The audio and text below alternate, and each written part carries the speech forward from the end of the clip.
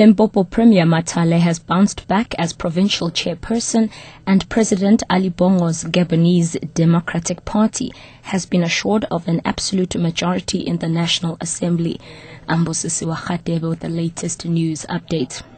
The SABC has been reliably informed that Limpopo Premier Kasal Matale has bounced back as provincial chairperson following an elective conference at the University of Limpopo. More than 1,000 delegates cast their ballots to choose their preferred leaders last night. All top 5 positions were contested, and Deputy Minister of Arts and Culture, Joe Phahla, had challenged Matale. Earlier, Matale defended the ANC Youth League and its calls for the nationalization of mines. He was delivering his political report at the conference. Matale, a strong ally of suspended League President Julius Malema, has limited control over his administration after 5 departments were put under national administration.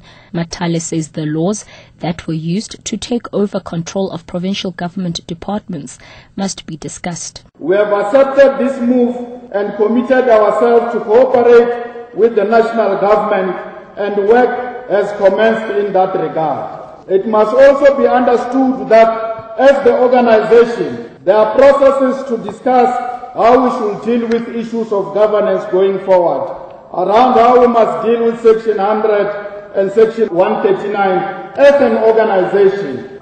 Some analysts believe the outcome of the conference holds the key to the ruling party's elective conference in Manguang next year. They say that the faction that has won might determine whether President Jacob Zuma gets a second term in office. For more on the Limpopo ANC elective conference, press option 7. 2 senior officials at the Zonderwater prison will have to explain to the North Gauteng High Court in Pretoria why they should not be jailed for ignoring a court order to release 2 of the Waterkloof 4. Gert van Schalkwyk, Renek Tiet, and 2 accomplices were sentenced to 12 years in prison for killing a homeless man in 2001. The prison's parole board recommended that Schalkwyk and Tiet spend the rest of their sentence in correctional supervision and carry out community service. On Thursday, the Pretoria Regional Court ordered that they be released, but the Correctional Services Department ignored this and a subsequent High Court ruling. The department's National Commissioner Tom Moyane says they will challenge the release order. Fires in Cape Town's informal settlements have claimed the lives of 2 people.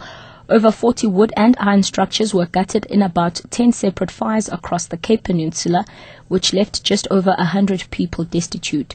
Fire spokesperson Theo Lane. These were 8 in Freedom Park in Balha area, 15 structures in Igoli, which is in the Philippi area, and then early hours of this morning we had 10, which was in Flamingo, informal settlement in Lansdowne. As a result of these fires, 2 people had died. One was an adult male and the other one was a 2-year-old child.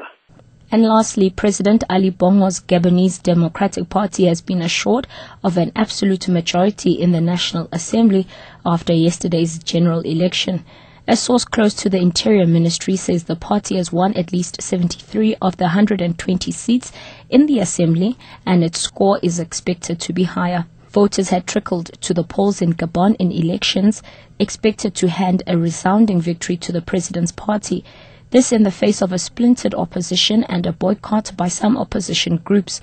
Bongo's father Omar died in 2009 after 41 years in power. Catch the latest news anytime here on NewsBreak Option 1.